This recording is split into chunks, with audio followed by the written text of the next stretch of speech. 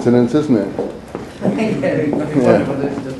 Yeah. Well, you know, about this thing here, I mean, you know, you may need it to, you know, if you want to No, keep I think it. I can give it back to you now. Okay, fine.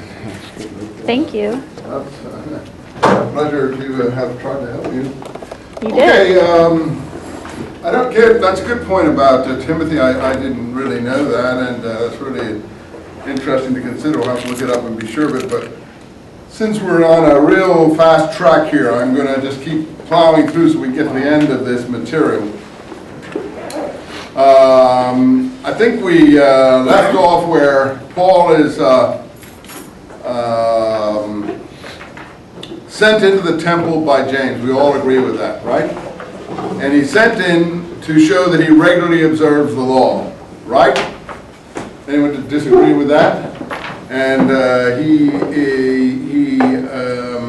we basically know that he doesn't regularly observe the law, and he doesn't recommend other people to regularly observe the law. And I don't regularly observe the law, so I'm not opposing him on ideological grounds. I have no for or against the law, particular axe to grind in this situation. I am trying to illustrate what they were worried about then. And as you can see, this is what they were worried about then. I just like people to be honest and upright and forthright and not play games. And to my mind, James always comes out, whether you agree with him or not, you don't have to agree with his position, as straight and honest and forthright. And Paul always comes out as something a little bit less than forthcoming. Let's be, put it that way, to be unkind. Now, I don't know if you feel that's fair or not, but James, you can't deny, is always straight down the middle, whatever it is that he cares about. And we don't see any subterfuge or things like that in his behavior, as far as we can see it. And he does die being that kind of person, as I think Jesus was or would have been. That's why when I talk about Jesus, to my mind, Paul is no Jesus, and James is much more like what Jesus would have been in terms of his behavior, to my mind. Now, I may be wrong. Paul has motives always, has an agenda. You say, well, yeah, the agenda is victory of Christianity. Yeah, the Christianity which he preaches. If you're a believer in that Christianity, then of course you're very comfortable with that. That's great. Yeah, my side won. It's like going to Mater Dei and beating Mission Viejo or something like that. You know, my team won. So of course I like that. Anything that helps my team, that's good.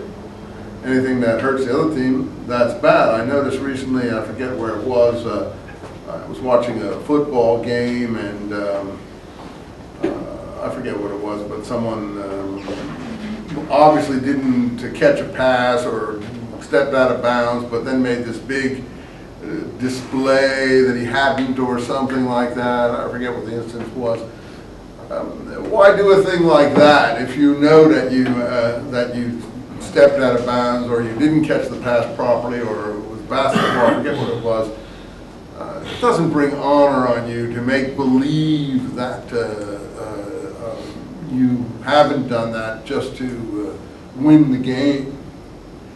The honorable thing is to say, okay, yeah, you know, I want to win, but I think, I want to win fairly.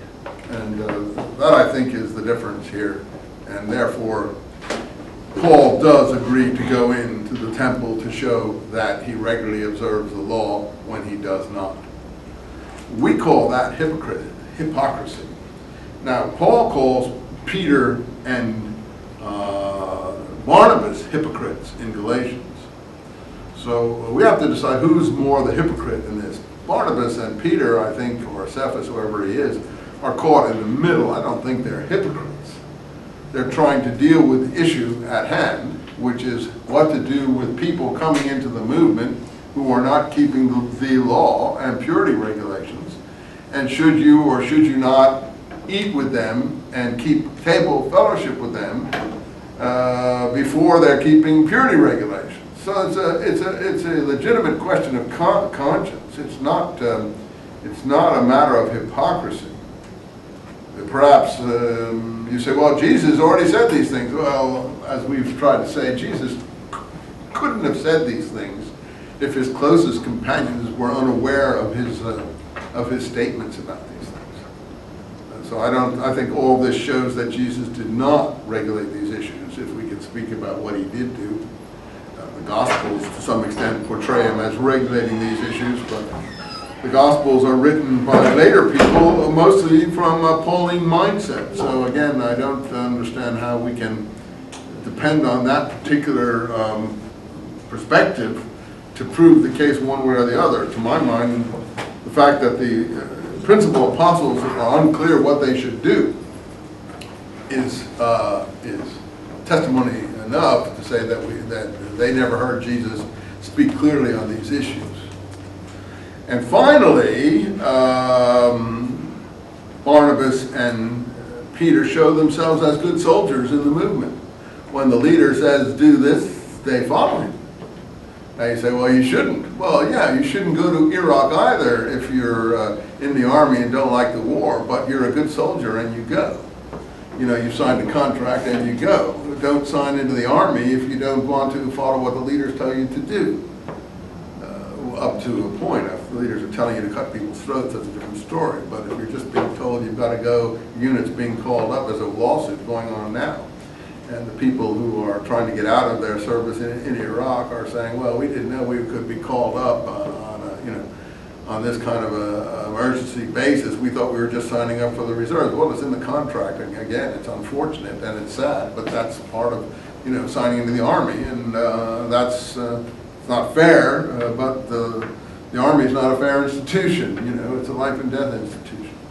So anyway, Peter and Barnabas are good soldiers in that way, and I think they're the kind of people you'd want to have in a movement. Whether James is in control at the moment, if you want to get James out of control, get him out of control. Now that's the point. Acts doesn't tell us how James dies, though it should tell us how James dies, don't you think? A normal narrative of the early history of the church would tell us how James dies, doesn't it? Well, do you think the authors of Acts knew how James died? I think they must have. They're not ignorant. They're not fools.